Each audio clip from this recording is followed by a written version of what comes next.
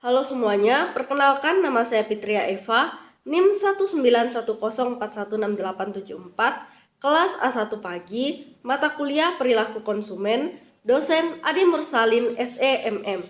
Hari tanggal Rabu 10 November 2021. Saya akan membacakan jawaban UTS mata kuliah perilaku konsumen. Soal yang pertama, jelaskan apa yang dimaksud dengan perilaku konsumen, kepribadian konsumen, dan jelaskan apa karakteristik kepribadian konsumen. Jawaban, pengertian perilaku konsumen menurut Kotler dan Keller pada tahun 2008, perilaku konsumen adalah studi tentang bagaimana individu, kelompok, dan organisasi memilih, membeli, menggunakan, dan bagaimana barang, jasa, ide, atau pengalaman untuk memuaskan kebutuhan dan keinginan mereka.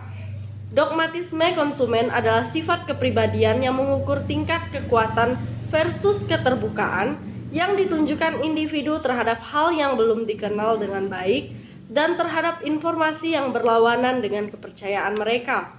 Karakteristik individu dari konsumen.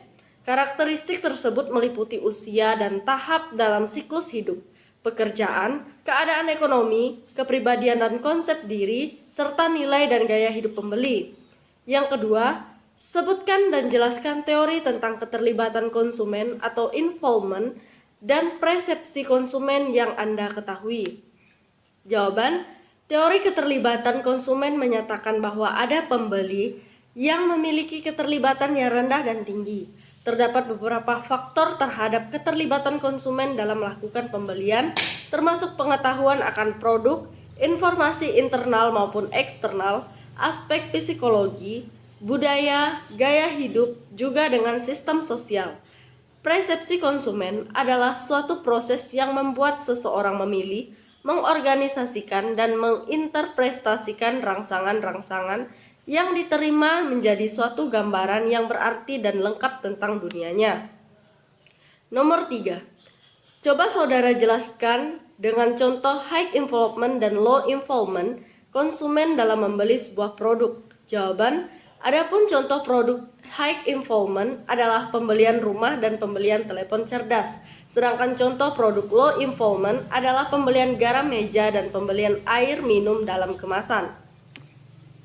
Nomor 4. Jelaskan melalui contoh bagaimana persepsi terhadap suatu produk memengaruhi keputusan Anda membeli suatu produk. Contohnya, persepsi saya saat membeli kulkas. Sebelum saya ingin membeli kulkas, kemudian saya mencari informasi tentang merek kulkas yang kualitasnya bagus, awet dan tahan lama, serta dengan harga yang terjangkau.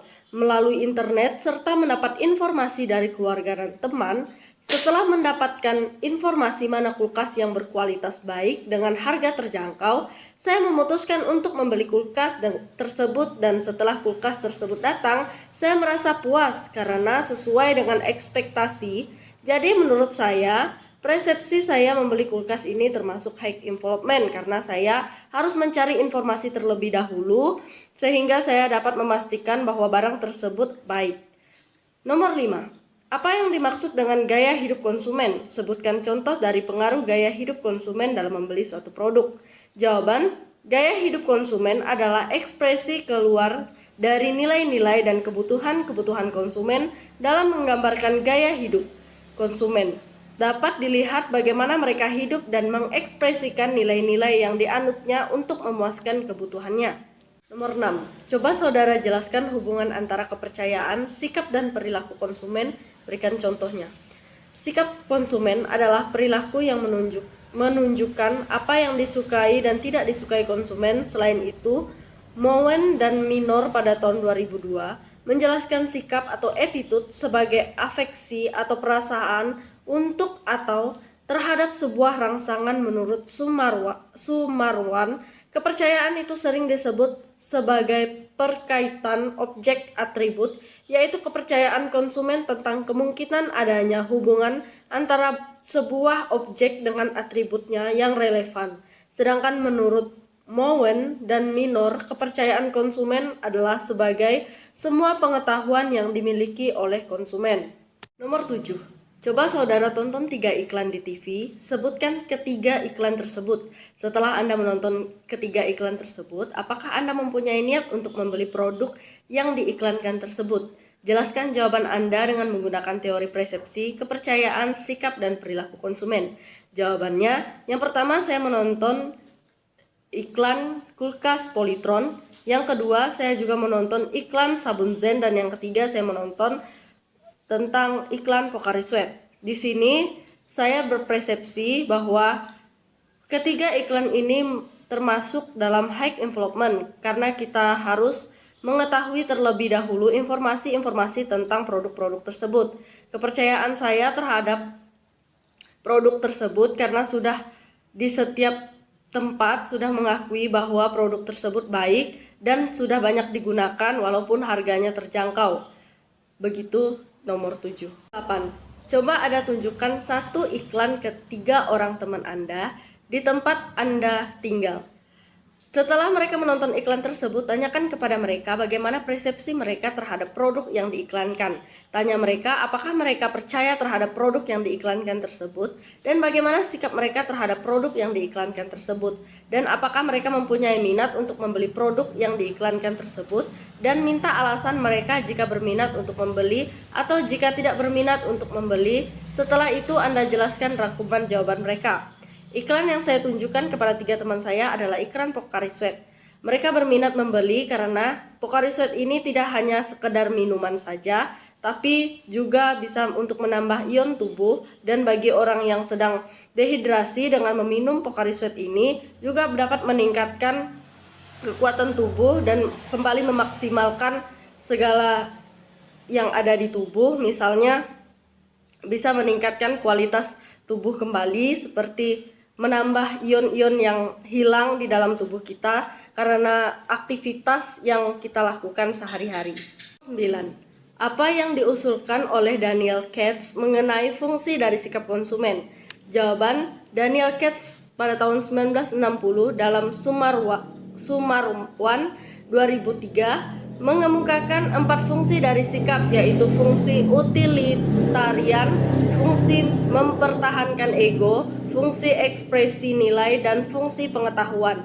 Keempat fungsi sikap tersebut bisa digunakan oleh pemasar sebagai metode untuk mengubah sikap konsumen terhadap produk, jasa, atau merek. Nomor 10. Apa yang dimaksud dengan pengetahuan konsumen dan sebutkan jenis-jenis pengetahuan konsumen? Jawaban, pengetahuan konsumen adalah semua informasi yang dimiliki konsumen mengenai berbagai macam produk atau jasa. Yang pertama, pengetahuan produk. Yang kedua, pengetahuan pembelian. Yang ketiga, pengetahuan pemakaian. Nomor 11. Coba saudara sebutkan 5 barang yang ada di rumah Anda yang melibatkan high involvement dalam membelinya dan jelaskan mengapa pembelian barang tersebut dengan high involvement. Jawabannya, TV, kulkas, lemari, rice cooker, dan blender. Termasuk barang high involvement karena membelinya harus dengan perencanaan dan mencari informasi tentang barang tersebut sehingga pada saat dibeli, barang sesuai dan memuaskan. Nomor 12. Generasi Z adalah generasi yang lahir sekitar tahun 1997 hingga tahun 2000-an. Dilansir dari BBC, generasi Z adalah generasi yang masih muda dan tidak pernah mengenal kehidupan tanpa teknologi, sehingga terkadang disebut sebagai generasi iGen. Generasi Z dinilai sebagai generasi yang ambisius, mahir tentang hal digital, percaya diri, mempertanyakan otoritas, banyak menggunakan bahasa gaul, lebih sering menghabiskan waktu sendiri, dan rasa ingin tahu yang sangat tinggi. Coba saudara jelaskan bagaimana perilaku generasi Z dalam membeli suatu produk, dan jika Anda sebagai pemasar, bagaimana Anda mengambil peluang dari generasi Z ini? Jawabannya, biar bisnis semakin diminati generasi Z, sebaiknya diterapkan trik-trik mudah dan mendapat tempat di hati para generasi termuda di era milenium saat ini. Misalnya saja, ketahui uniknya generasi Z dalam menggunakan media. Generasi Z lahir di era digital tidak menutup kemungkinan masih suka menonton televisi atau TV, meski lewat layanan streaming. Selain itu, Anda perlu memahami platform yang populer dengan kelompok ini. YouTube bisa dibilang merupakan media terpopuler di kalangan ini. Generasi Z menghabiskan rata-rata lebih dari 2 jam dalam sehari hanya sekedar untuk menonton YouTube. Lakukan evaluasi mengenai penggunaan kombinase berbagai jenis media. Hal ini penting dilakukan untuk menjangkau kalangan muda generasi Z. Anda harus berani mencoba di berbagai media baru yang mampu menjangkau mereka. Contohnya media baru itu Instagram, Facebook, dan yang pada saat ini sedang tren adalah TikTok. Pastikan Anda menentukan beberapa persen biaya iklan yang Anda keluarkan ke berbagai media, baik melalui media cetak, digital maupun lewat media sosial, terbaik untuk merek produk atau jasa yang Anda tawarkan. Nomor 13. Nilai mengarahkan seseorang untuk berperilaku yang sesuai dengan budayanya. Nilai akan mempengaruhi sikap seseorang yang kemudian sikap akan mempengaruhi perilaku seseorang.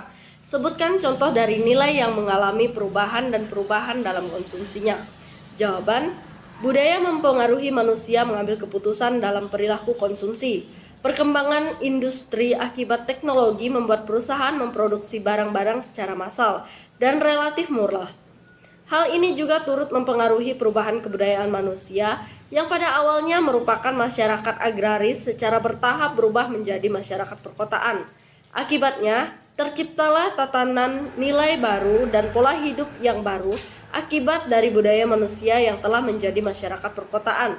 Hal ini menyebabkan kebutuhan manusia menjadi semakin banyak sehingga membuat mereka terus-menerus membeli produk untuk memuaskan kebutuhan budaya baru tersebut.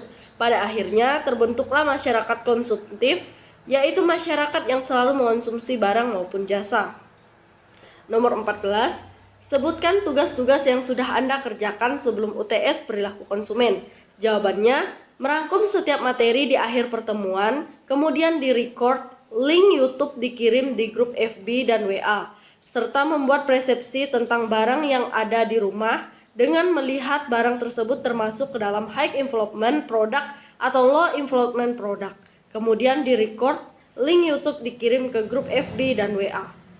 Sekian bacaan UTS yang dapat saya sampaikan. Saya ucapkan terima kasih.